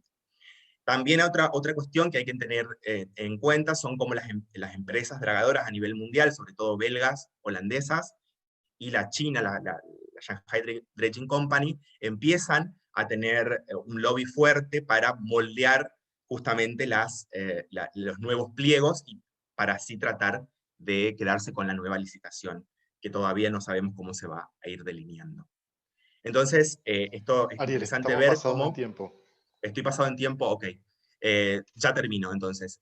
Lo que Sí. me parece interesante es ver cómo el Estado empieza a estar, o se corre para dejar a los privados, ¿no? Que determinan algunos estudios de factibilidad, económicas, técnicas, justamente a cargo de estos usuarios. La cuestión actual de los estudios de impacto ambiental que el Ministerio de Transporte sostiene es que no se están realizando, digamos, y son justamente los privados los que han hecho algún tipo de estudio, pero no de impacto ambiental. Y la cuestión fundamental son las nuevas obras, que se piensan o a qué apuntan, que justamente tienen que ver con aumentar los calados para aumentar la cantidad de productos exportables. Voy a saltearme esto porque estoy muy fuera de tiempo, pero tiene que ver con reflexionar sobre la cuestión de la hidrovía en estos términos, ¿no? Del aumento del extractivismo, de las actividades extractivas, hablábamos del aumento de la frontera agrícola, ¿no? Y cómo se da las relaciones comerciales justamente en favor de los países desarrollados a partir de el comercio a través de la hidrovía. Bueno, esto lo voy a saltear, si quieren lo podemos charlar en la parte de las preguntas, y a mí me parecía interesante cerrar justamente esto, ¿no? Que es lo invisible de la hidrovía, que tiene que ver con los impactos territoriales y a largo plazo, digamos, y acumulativos, que se dan por la cuestión de la hidrovía. Ustedes verán esta foto de la derecha, esta es una foto típica del cordón industrial del Gran Rosario en épocas de cosecha, digamos, ¿no? El colapso de rutas y bueno, y vías también de calles de las ciudades del cordón, y vemos también a la derecha cómo las terminales portuarias han acaparado todo lo que son los espacios costeros, que eso es otro tema interesante también para pensar. Hay que ver todo lo que es el tema de las actividades pesqueras de comunidades de pescadores, o sea, cómo todas estas obras influyen, impactan en estas comunidades pesqueras, y pensar también en todos los indicadores biofísicos a la hora de hacer los análisis y las mediciones, huella hídrica, huella ecológica y deuda ecológica. Bueno, y esto es, para cerrar, justamente estamos en un momento en que la ley de humedales debería estar tratándose en el Congreso de la Nación, así que de acá nos sumamos a pedirle al Congreso que trate esta ley de humedales. Así que muchas gracias. Y disculpen por la demora. No sé si... Bien. A ver si estoy tratando Buenísimo, Ariel, buenísimo. de sacar... No, ahí está. Vamos. Bien, buenísimo. Bueno, yo tenía... Díganme hacer si una- salió, por favor. Disculpen. No. ¿Salió? Sí, Sí, gracias. Ariel, ya está. Bien. Yo, en principio, tengo una serie de preguntas para ustedes. Leí todos los trabajos, a excepción del último tuyo, Ariel, que no lo encontré yo disponible. Pero bueno, no importa porque entendí perfecto todo lo que querés plantear y demás. Y es más, tengo una serie de preguntas específicas. Yo tengo un tiempo menor para hacer ahora algunas preguntas, observaciones y demás. Algunas cosas que quería compartir con ustedes. Por un lado, nada, yo creo que es viable la hipótesis de que estas energías extremas son la regla y que ese estado de excepción es la regla. No sé, escuchándolos incluso pienso que más aún. De hecho, estaba notando recién la relación entre extractivismo, perjuicios ambientales, ¿no? Los peligros ambientales que acarrea ese tipo de extractivismo, y por otro lado el patetismo estatal en relación al accionar en el último tiempo, ¿no? Por eso yo te quería hacer una pregunta específica eh, en relación a esto, Ariel, que acabas de comentar, pero bueno, ahora vamos a eso. Luego, pensar una serie de puntos. No es una novedad, pero la dinámica ambiental y la conflictividad se relacionan cada vez más fuertemente con la dimensión energética, ¿no?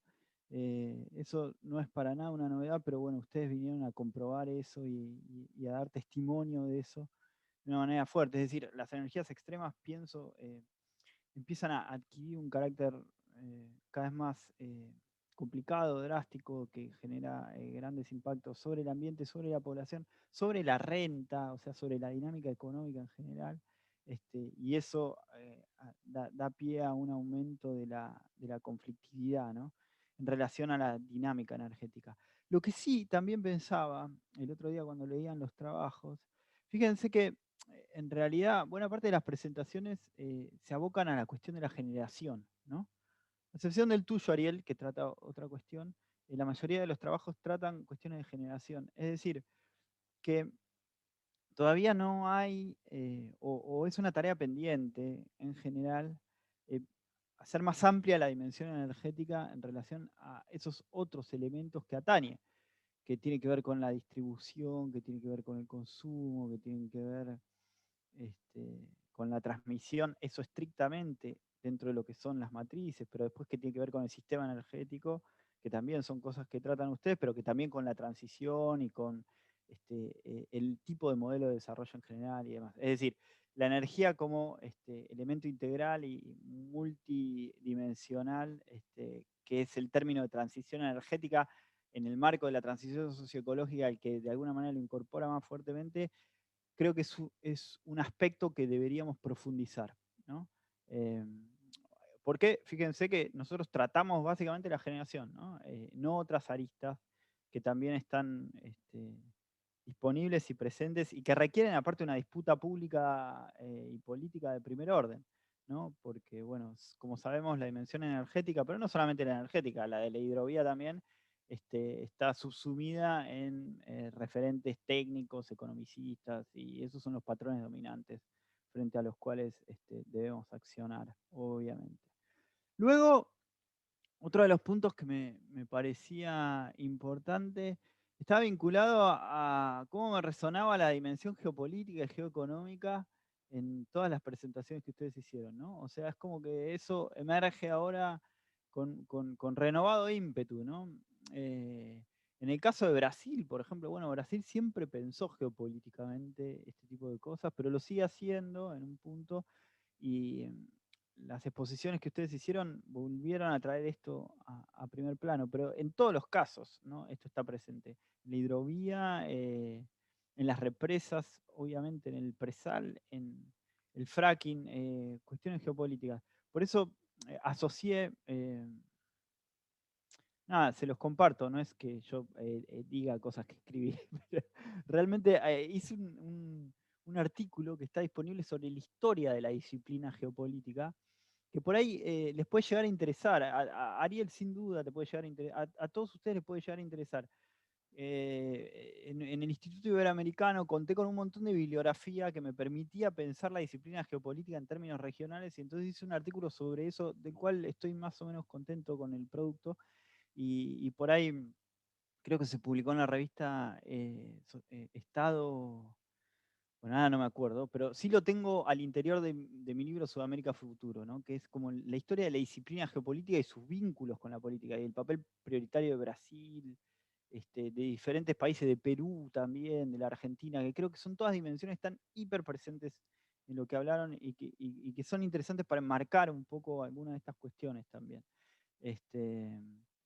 Bueno, después, nuevamente, la hipótesis parte de esto, paso a las preguntas, así no abundo más con estas cosas. Empiezo, Ariel, con tu exposición porque, nada, tengo una pregunta así que no puedo dejar de pensar. La hidrovía, hay cuestiones ambientales, sin duda, la hidrovía, pero por otro lado, justamente se trata de pensar la hidrovía en términos integrales, entiendo yo que vos estarás de acuerdo, porque hay cuestiones de renta. Es decir, hablemos claro, o sea, la posibilidad de que el Estado esté en la hidrovía no es simplemente por una cuestión de lo que puede ingresar por el impuesto del calado, la tributación del calado. Ahí obviamente eso es una cuestión menor. Lo que el sector privado no quiere que nadie ingrese ahí porque justamente se realiza un contrabando que tiene diferentes vías. Es el contrabando de la soja y es el contrabando, por eso Rosario, el contrabando de la cocaína, o sea, es, la droga en general. Es mucho más fácil, es muy difícil mandar cocaína en avión.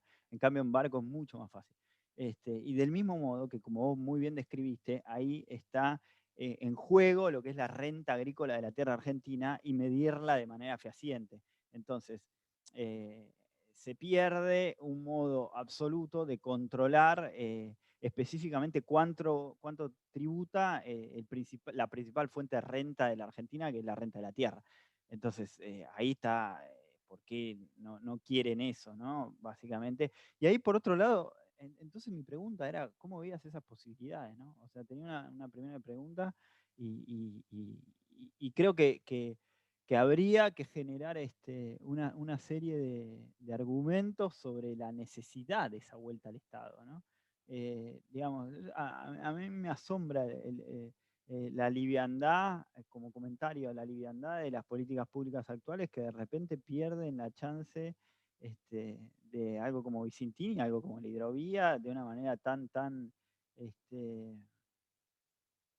no sé, patética. Porque aparte, por otro lado, no sé con qué le van a pagar al Fondo Monetario Internacional, ¿no? O sea, y no sé cómo van a hacer algunas políticas públicas que de alguna manera están queriendo más o menos sostener en la medida en que esa es la bandera política. Si por lo menos no se capta la renta legal que aparece en relación a la tierra, y esa es una de las vías absolutas, no sé cómo va a reproducirse esta forma de gestión. Así que la pregunta corre por ese lado. Perdón que me extendí un poco, pero me interesaba especialmente. Jonathan, en tu caso, quería preguntarte las diferencias centrales entre el presal y el fracking, cosas que ya hablamos, pero cómo se actualiza eso en términos de rentas, y que Brasil parece que es una locomotora que funciona más fluidamente, y también en términos de técnica de extracción. O sea, lo que veo en lo que decís es que en Brasil, más allá de los peligros ambientales que son tremendos, porque llega a haber una pérdida de petróleo en el medio del mar ahí y puede llegar a ser patético y fatal. Pero por otro lado, parecería que la viabilidad en términos económicos de las técnicas brasileñas son más nítidas que las del fracking en particular. Yo al menos tenía esa pregunta. Y por otro lado también una sugerencia. Cuando te escuchaba también, bueno, en un momento decís que el 70% del abastecimiento de Brasil parte del presal. O sea, yo cuando pensé, bueno, el extremo en la norma, me surgió a partir de ese dato, ¿no? O sea, decir, bueno, pero si Brasil básicamente se está alimentando del presal, y la Argentina también, del fracking. O sea, que son los datos nuevos, ¿no? Entonces dejaron de ser extremos, ¿no? Pasaron a ser como al día de hoy. Y otra cosa que me parece súper interesante, yo no conozco tantos trabajos, un cuadro comparativo que te puede llegar a servir, ¿no? Entre estas cosas que decían, el tipo de empresa, el tipo de tributación, ¿no? Entre Brasil y Argentina creo que sería súper interesante. El destino de las ganancias, de esto que mencionabas, que Petrobras tenía en un principio un modelo más típico del Estado desarrollista clásico, de a qué alimenta esa producción fósil, ¿no? Ese cuadro comparativo me parece que puede ayudarte a pensar y puede ser también explicitar un poco tus ideas. Pero la pregunta venía por ahí, por el lado de las rentas. Luego, Agustina, yo lo que... estas son preguntas que se me ocurrieron a mí, ¿no? Para mí hay un punto que no trataste, no tenés por qué tratar, pero que se deduce, creo que vos estarás de acuerdo, de manera natural, sobre la eficacia de las protestas, ¿no? O sea, ¿cuáles son los impactos de eso? Te quería preguntar de eso. Si efectivamente, después de todo ello, ¿qué resultados tenían esas acciones contenciosas? Y por otro lado, por último, a Diana, yo le quería hacer una pregunta que está vinculada a la posibilidad de generalizar, ¿no? Vos tenés algo que no es muy usual, que por ahí un poco comparte con la mirada con Jonathan, que es una mirada regional, en la medida en que tocas algunos puntos de distintos países, ¿no? Y entonces quería preguntarte por si hubiese un modelo o algunas características transversales y generalizables y comunes dentro de lo que son tu temática en la región, ¿no? En América Latina. Quería preguntarte sobre eso. Yo no me olvido en un discurso ya termino, en un discurso de Año Nuevo del presidente Xi Jinping en China. Son lindos escucharlos, les recomiendo cada Año Nuevo chino. En realidad los están haciendo en el Año Nuevo cristiano, escuchar esos discursos porque, bueno, habla mucho de China y del modo en cómo saluda el Año Nuevo, y agradecer a 400.000 chinos que habían aceptado el traslado. No creo que hayan aceptado, pero cuando ahí el Partido Comunista decide que se va a cierto lado, se va, el traslado de la población, porque había que hacer una represa, ¿no? Y entonces, bueno, él agradecía y decía que esperaba que se encuentren bien en todas sus casas nuevas que tenían los 400.000 chinos. Una cosa, y es un modelo completamente diferente, ¿no? Entonces, por eso sí había algunos rasgos comunes. Bueno, tenemos poco tiempo, nos quedan 20 minutos, pero bueno, entonces les pido que sean breves. No sé, y si quieren hablar de otra cosa, hablen de otra cosa. Yo hice esta pregunta disparadora por si les interesa, ¿no? Pero tienen la palabra ustedes, obviamente. Bueno, más o menos sigamos el orden. Lo que sí les pido es tratemos de ajustarnos al tiempo, porque así todos tienen el tiempo de manera equitativa. Eso. Comenzamos por Jonathan, entonces. Bueno, muchas gracias a todos. Gracias, Bruno, de nuevo por las preguntas. Me quedo pensando un poco en torno a la cuestión de la renta, porque ahí hay como un debate, al menos a mí, y vos lo sabés, es lo que más me preocupa de este debate, no solo la viabilidad ambiental, que eso hay argumentos de sobra como para discutirlo, pero la viabilidad económica de este tipo de proyectos, porque supuestamente son los caballitos de batallas. No solo, digamos, todo el arco político comparte la mirada con más o con menos o con distintas perspectivas en torno a Vaca Muerta en la Argentina como futuro energético, y que es curioso porque es un futuro energético que ya tiene 7 años de puesta en marcha, lo cual lo hace algo paradójico. Ahora, al momento de hacer una comparativa en torno a Vaca Muerta y el presal, hay dos realidades completamente diferentes en torno a la situación económica de uno y de otro.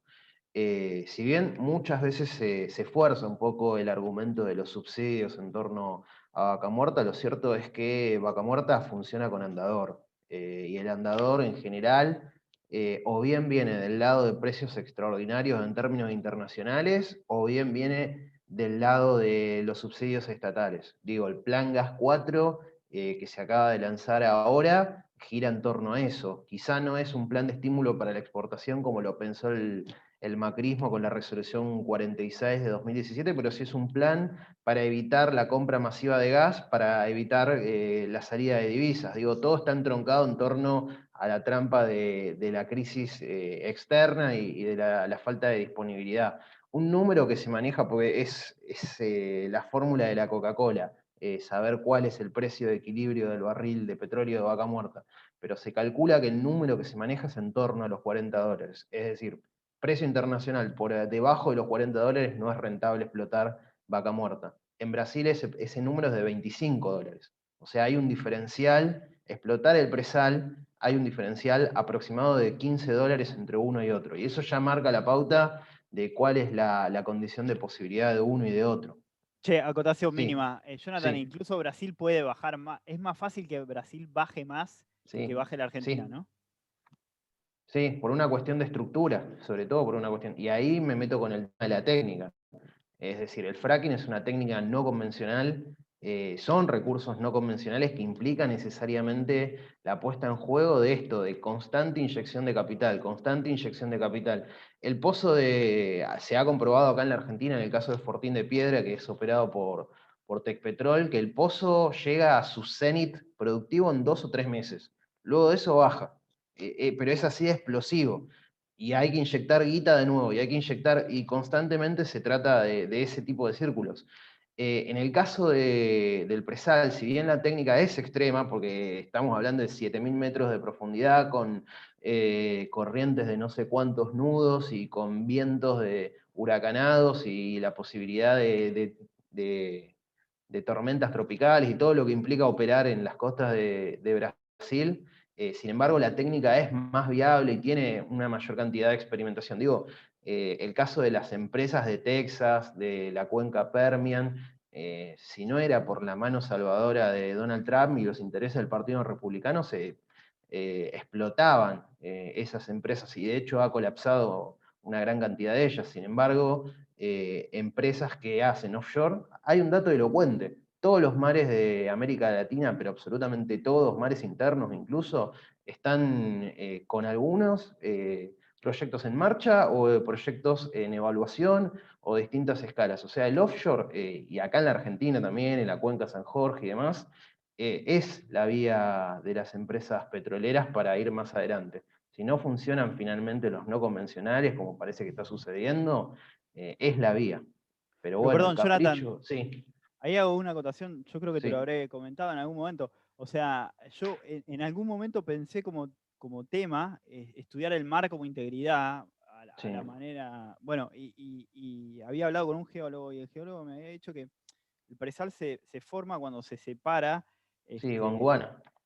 África de Sí, Sudamérica, sí, sí. entonces, y que se genera como una especie de capa de sal, que eso es lo que justamente encapsula el petróleo, y lo hace de un modo medio convencional en un punto, porque una vez que se ingresa, luego es un lago de petróleo, llamémoslo así, tal el convencional. Ahora, lo que me había mencionado era que eso llegaba hasta Uruguay, y que no encontrás sal de Uruguay hacia el sur, ni por casualidad. O sea que las chances de que en la Argentina haya algo semejante son muy menores, e imagino que debe ser así en todo el resto del contorno continental o subcontinental. Siempre está la discusión en torno a Malvinas, pero bueno, eso es algo que no sé. Lo que pasa es que la cuenca es otra, ¿no? O sea, en realidad Claro, es sí, una pero terrestre siempre está la discusión esa en torno a que British Petroleum hegemoniza eso, pero bueno, va por otro lado.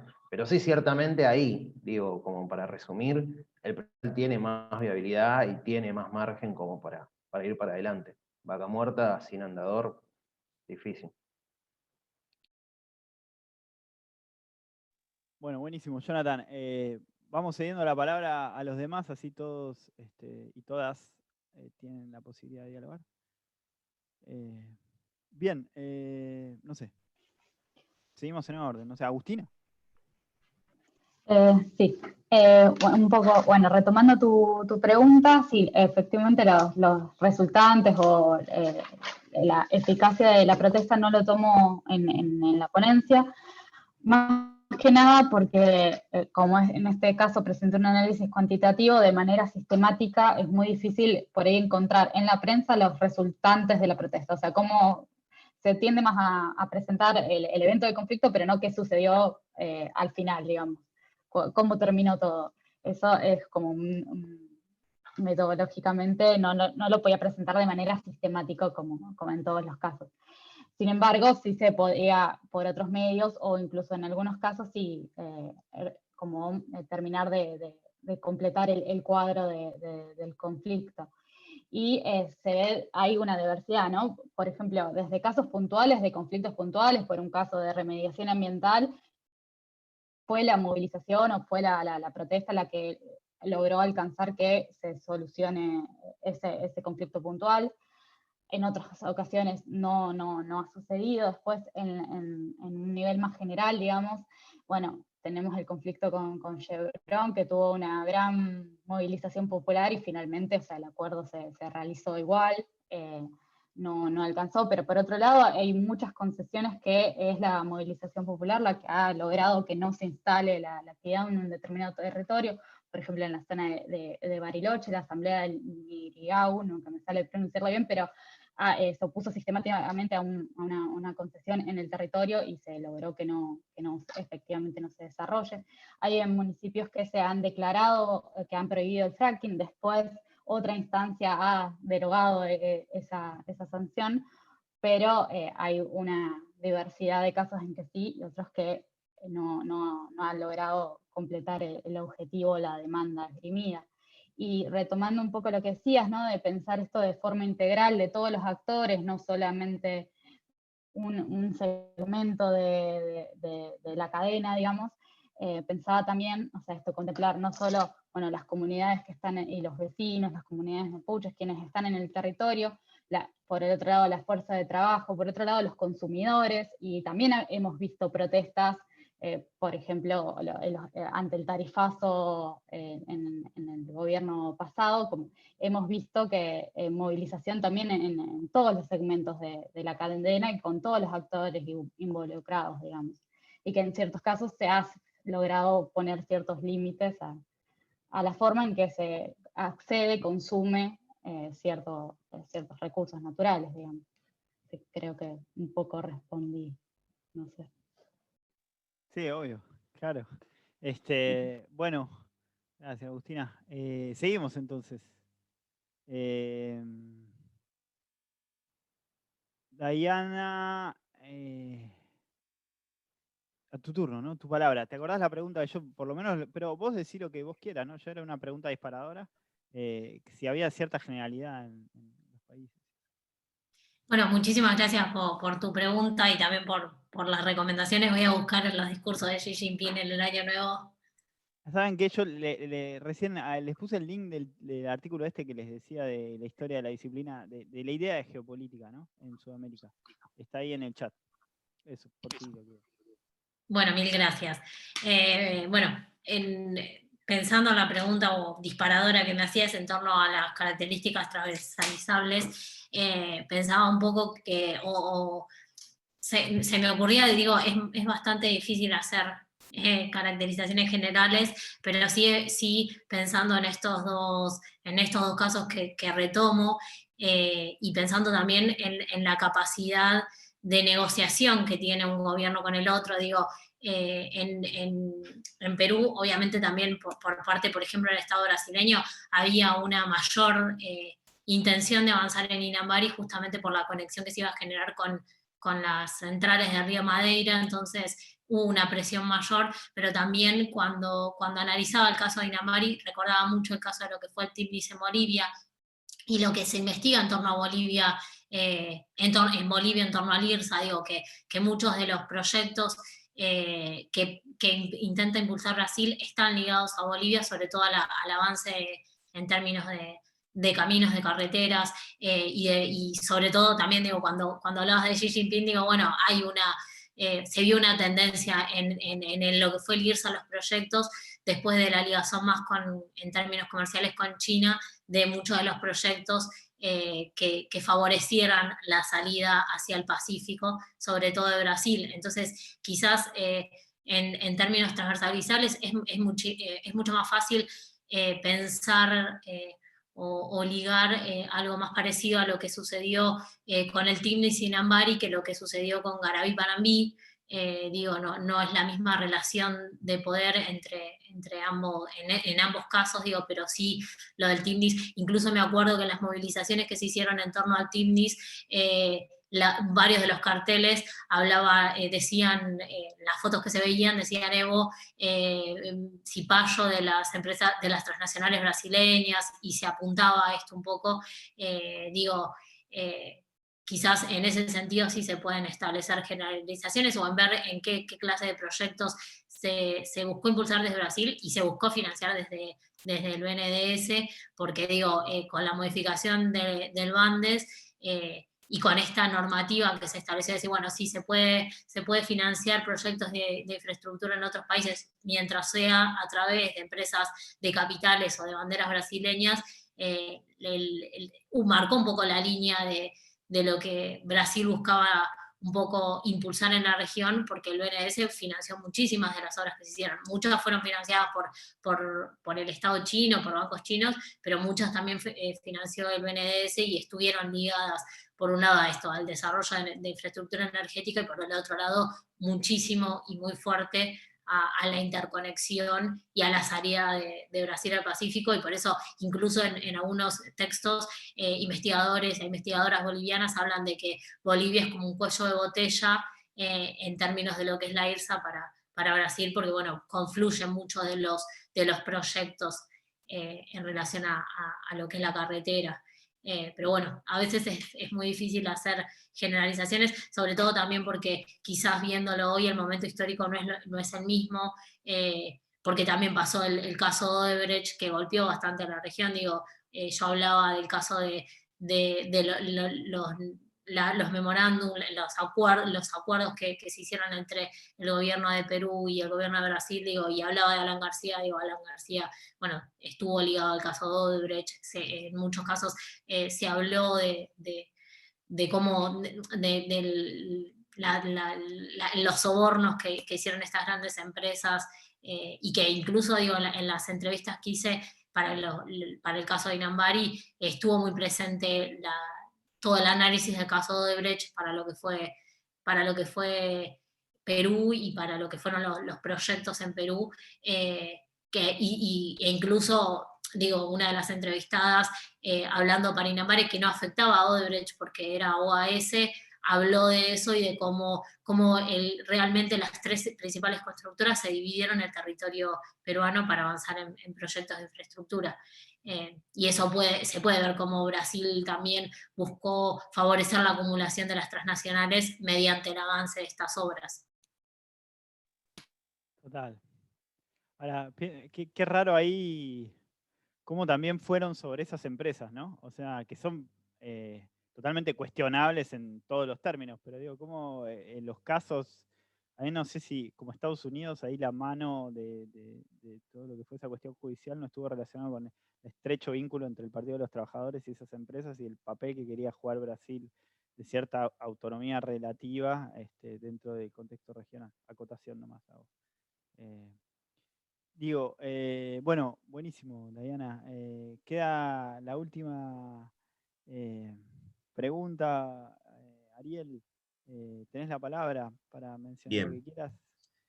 Bueno, me quedé con tu comentario, ¿no? Sobre el tema de la cuestión del control, ¿no? De control y la cuestión de la renta, como decía también Jonathan, en relación a la hidrovía. Y yo creo que pensaban cuando se escuchaban los anuncios, sobre todo de esta hidrovía sociedad del Estado, yo creo que nunca fue tan radical el posicionamiento, digamos. La idea era federalizar la hidrovía y federalizar lo que tenía que ver con el cobro de peaje, que no es menor, no es menor.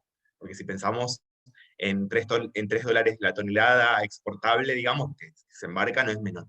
Creo que al principio fue eso. Yo creo que si uno piensa después cómo también empezó a pergeñarse lo de Vicentín, ¿no? La intervención, etcétera, yo creo que ahí uno podría decir, bueno, claramente la línea tiene que ver con recuperar un cierto control sobre el comercio exterior argentino, ¿no? Ahora, si después también vemos qué pasó con Vicentín, ¿no? Y este repliegue por parte del Poder Ejecutivo a la intervención, me parece que lo que está pasando hoy con el tema de estos vaivenes de las declaraciones de los funcionarios, en relación a negar esta posibilidad de creación de hidrovía sociedad del Estado, yo creo que es muy lógico, digamos, si uno ve o toma a lo que ocurrió con Vicentín. Yo creo que otra cuestión a plantear, digamos, tiene que ver justamente con la profunda extranjerización que hay. Bueno, creo que Vicentín, el caso Vicentín lo demostró, la profunda extranjerización del comercio exterior argentino, pero fundamentalmente si lo pensábamos en el cordón industrial de Rosario, del Gran Rosario, estamos hablando de las terminales portuarias que son las que comercializan los granos, básicamente, ¿no? Donde los capitales son en su mayoría, por no decir casi en la totalidad,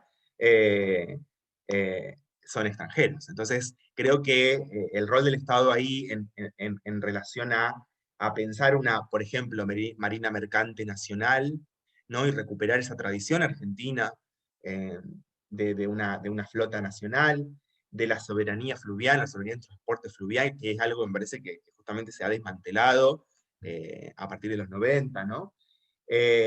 Pero cuando pienso en esto también digo, bueno, qué difícil es cuando hay una homogeneidad tan fuerte en el discurso, ¿no? No solo en el discurso, digo, en términos generales, a la hora de pensar la hidrovía. Porque si uno escucha a un funcionario de puertos y vías navegables del Ministerio de Transporte, o escucha a un empresario, digamos, ligado a alguna de las cámaras aceiteras o cámaras de comercio de la región, el discurso es el mismo, ¿no? Esta idea de la hidrovía, autopista fluvial, la idea de la hidrovía como mayor obra pública de la Argentina y que fue totalmente exitosa. Bueno, eso es una constante en la cual no hay diferencias, ¿no? Como en términos ideológicos, podríamos decir en este caso, ¿no? Entonces, ¿hasta qué punto entonces esas sintonías permiten justamente todo lo que decía anteriormente, ¿no? Esto es pensar, ¿no? O repensar la hidrovía desde una óptica, ¿no? Desde la soberanía, si se quiere, o del control del comercio exterior, o de discutir el reparto de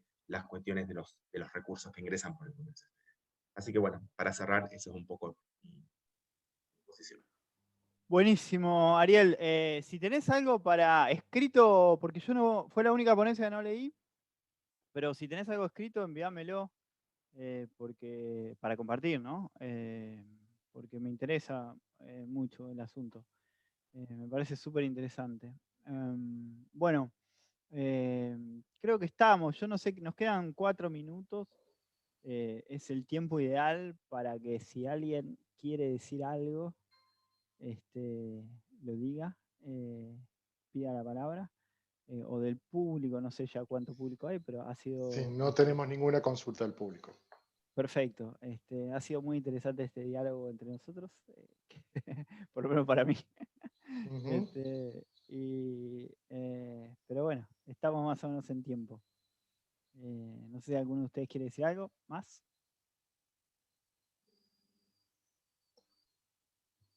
Bueno, buenísimo. Bueno, yo quería agradecerles la participación. La verdad que la dinámica ha sido excelente, fluida. Para alguien que no es del palo, la verdad, muy interesante todas las conversaciones que han tenido. Agradezco como neuquino que hablaron tanto de Neuquén. Pero bueno, la verdad que, bueno, nuevamente felicitarlos por los trabajos y agradecerles la participación el día de hoy. Esto está siendo grabado, así que lo van a poder ver también después en la página de la jornada. Y bueno, cualquier consulta los invitamos también a seguir con la mesa de redondas que hay a continuación. Hay varios temas de mucho interés.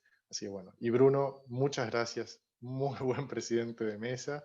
Excelente la dinámica. Así que bueno, mil gracias a todos. Disculpen si por ahí los interrumpía con un minuto por los tiempos. Eso me hace que soy ingeniero. Así que, No, pero está muy bien. No, porque si no yo no soy cuadrado, soy cúbico. En todas las dimensiones voy conmigo. Pero bueno.